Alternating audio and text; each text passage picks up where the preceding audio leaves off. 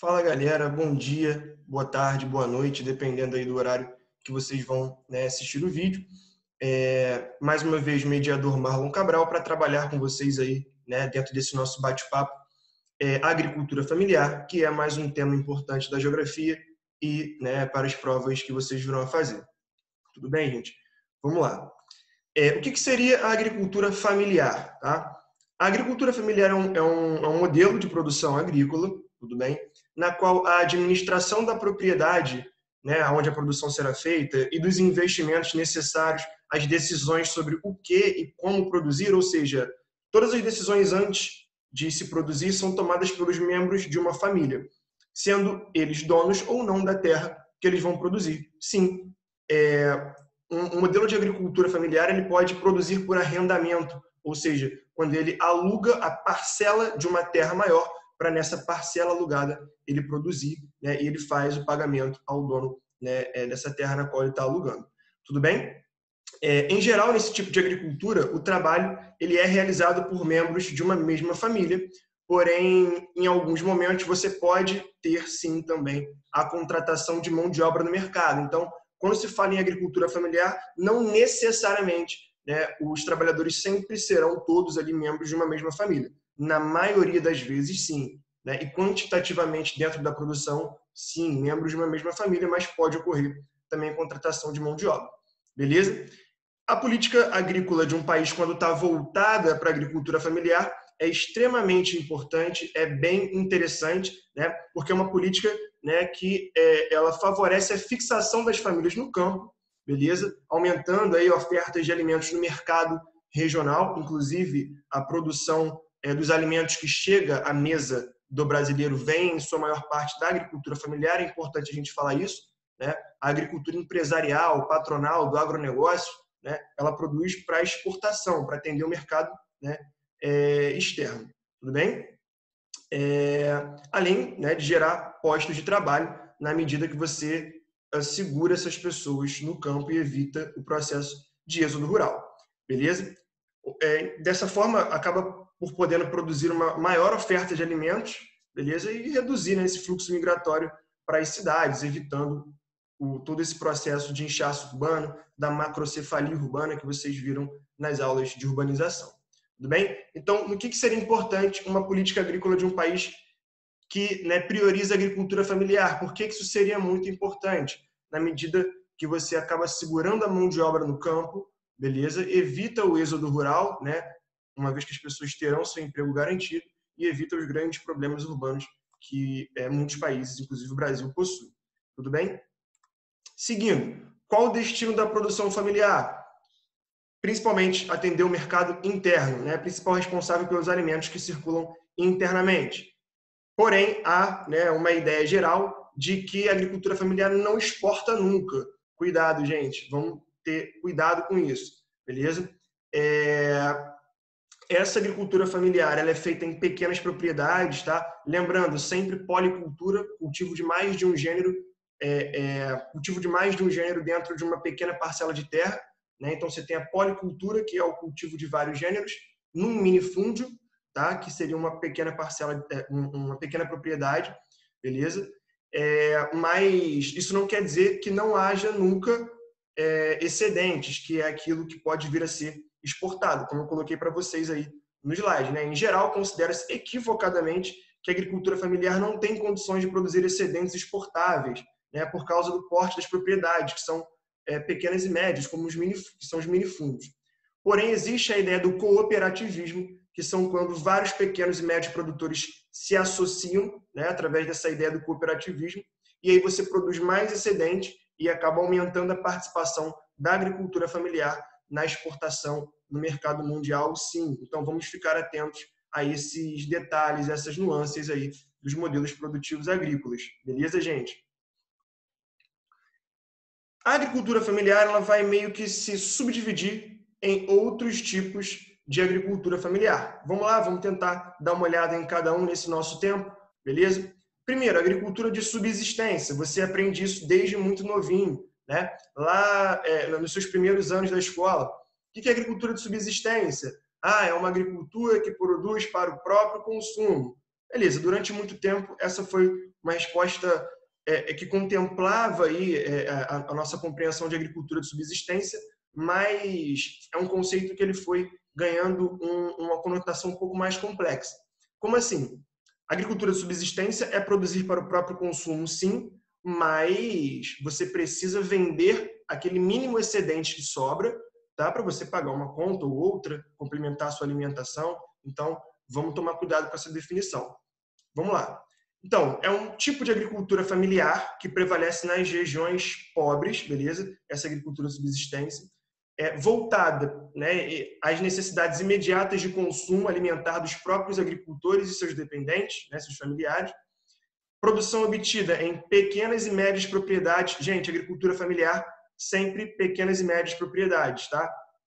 Sempre policultura, beleza? Vários gêneros que se associam, tudo bem? Isso em geral. Então, essa produção ela é obtida em pequenas e médias propriedades ou em parcelas de grandes propriedades.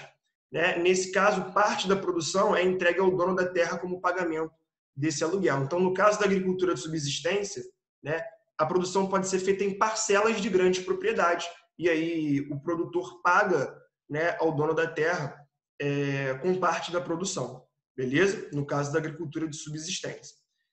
Tipo de técnicas que são utilizadas, técnicas tradicionais e rudimentares, ou seja, técnicas muito antigas, técnicas que não condizem muito com a agricultura moderna, essa agricultura do pós-revolução verde, do pós-modernização da agricultura, beleza? Técnicas de preparo do solo, técnicas de plantio bem antigas, tudo bem? Rudimentares. Algumas características importantes aí dessa agricultura de subsistência, que é a primeira subdivisão que a gente está fazendo da agricultura familiar, beleza? Ela possui falta de recursos de assistência técnica, sendo assim você tem semente de menor qualidade, beleza? Você não tem investimento em fertilizantes, logo você tem uma produção bem baixa, né? A produtividade ela vai ser bem baixa, tudo bem, pessoal?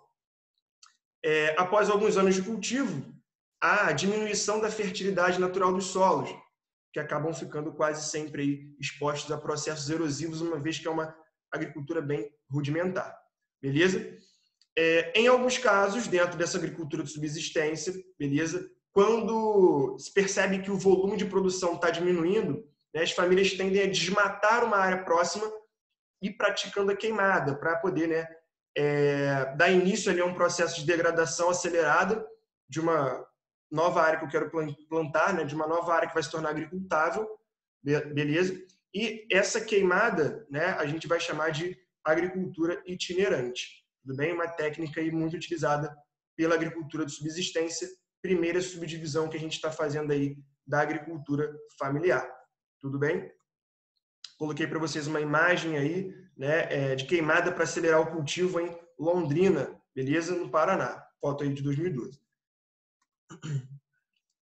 Na agricultura familiar de subsistência, predominam as pequenas propriedades, minifundos, como a gente falou, tudo bem? Que podem ser cultivadas de algumas formas. Parceria, que seria quando o agricultor aluga a terra e paga por seu uso com parte da produção, beleza? Arrendamento, quando o aluguel é pago em dinheiro, beleza? Ou regime de posse, quando os agricultores simplesmente ocupam as tais terras devolutas, né? Lembrando, né, que o poceiro ele ocupa terra devoluta, que são terras que estão desocupadas, que não possuem dono, né, ou que pertencem ao Estado. Então, as pequenas propriedades predominam, beleza? E a produção aí vai ser feita dentro de uma ideia de parceria, arrendamento ou de regime de posse, que seria a ocupação dessas terras devolutas, beleza? Continuando. Na contemporaneidade, ou seja, hoje em dia, onde que se destaca aí essa agricultura de subsistência, rudimentar, com técnicas antigas? Países da África subsaariana, né, daquela África abaixo, ali ao sul, né, para ser mais preciso, do deserto do Saara, a África que tem condições econômicas inferiores de desenvolvimento, né, condições, quando comparadas à África do Norte, né, é o contexto ali do continente africano, onde você tem os países mais pobres, beleza? Sul e Sudeste Asiático e América Latina, beleza?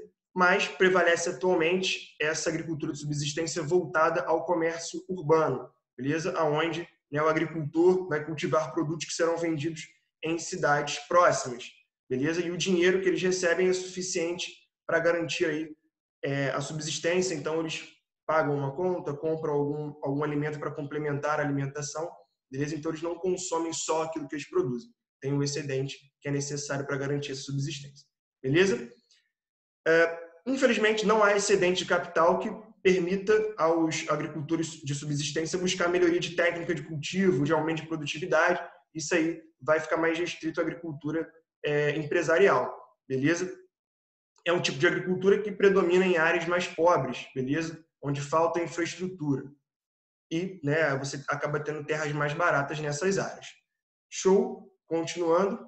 Para a gente poder caminhar aqui para o final, beleza? Eu quero comentar com vocês sobre mais um tipo aí de agricultura familiar, que seria a agricultura de jardinagem, tá? Gente, a agricultura de jardinagem, vamos tentar fazer um exercício de pensar em jardins, pensar em jardineiros, né? Vamos tentar associar a ideia direta de que são pessoas que trabalham ali diretamente com a produção, né? Usando as mãos, os jardineiros, agricultura de jardinagem, né? É um outro tipo de agricultura familiar, predomina ali no sul e sudeste da Ásia, do continente asiático, beleza? Destaca-se pela enorme produção de arroz em planícies inundáveis, eu vou mostrar uma imagem já para vocês, com utilização intensiva de mão de obra, beleza? Bastante mão de obra trabalhando, né, com ausência de maquinário, beleza? Trabalho, mão de obra direta trabalhando na terra, beleza? As pessoas trabalhando sem a mecanização da produção. Show? É um sistema praticado em pequenas e médias propriedades, cultivadas pelo dono da terra e sua família, ou em parcelas de grandes propriedades. Show? E a sua estrutura apresenta variação, que a gente fala assim, né? Sul e Sudeste Asiático, mas aí você tem diversos países. Então você tem um comportamento comum a vários desses países que praticam agricultura de jardinagem, mas você vai ter algumas variações que a gente vai apresentar agora, beleza? Então, né, é uma estrutura que apresenta variação entre os países e regiões onde é praticada, né?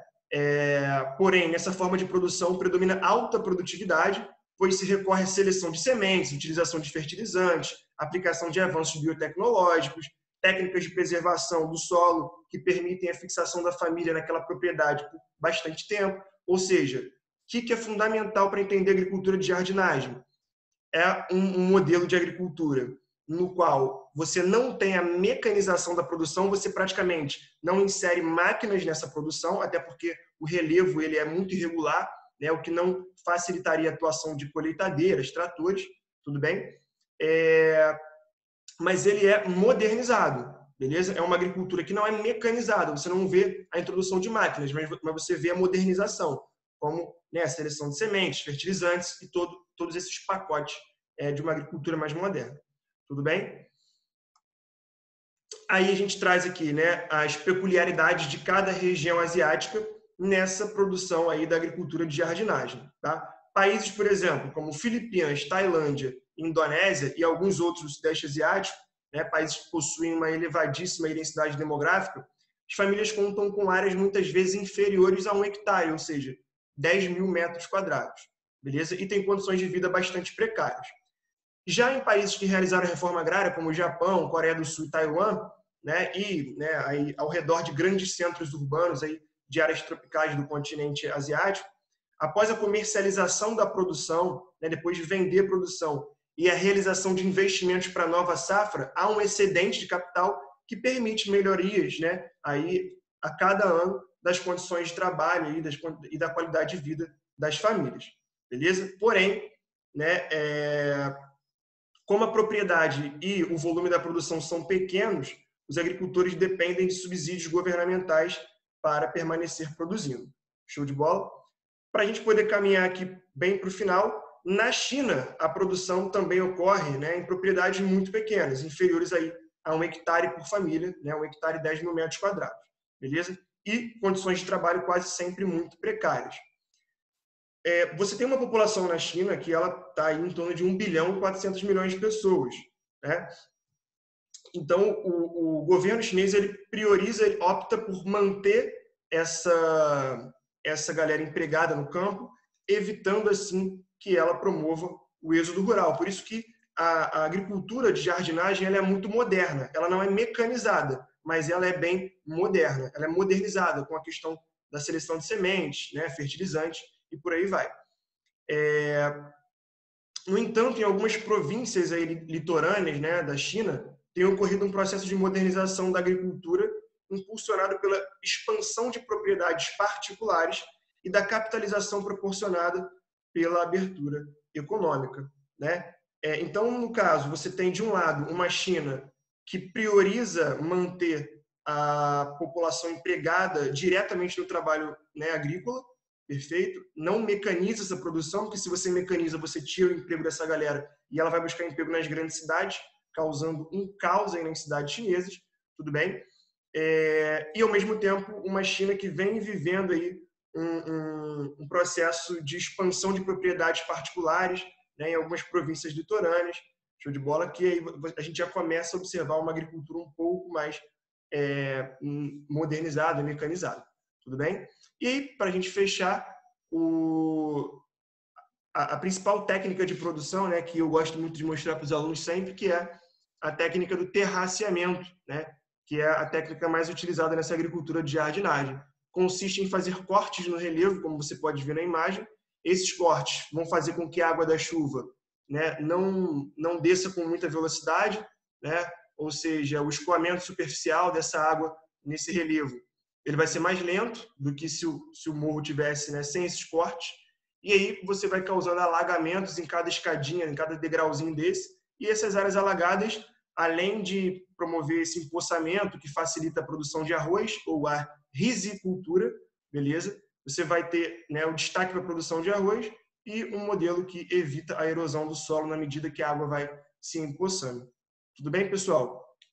Então, a gente fecha aí com essa agricultura de jardinagem, trabalhamos aí, trocamos uma ideia, né? Óbvio que o nosso tempo ele é bem curto, mas trocamos uma ideia sobre agricultura familiar, né? Agricultura de subsistência, que é uma variação da agricultura familiar, e, né, no caso, também falamos sobre a agricultura de jardinagem, outra denominação da agricultura familiar. Tudo bem? Outra variação. Pessoal, foi um prazer trabalhar com vocês aí mais um tema da geografia, né? Nesse caso, falamos de agricultura familiar. Bons estudos e até a próxima. Valeu, abraços.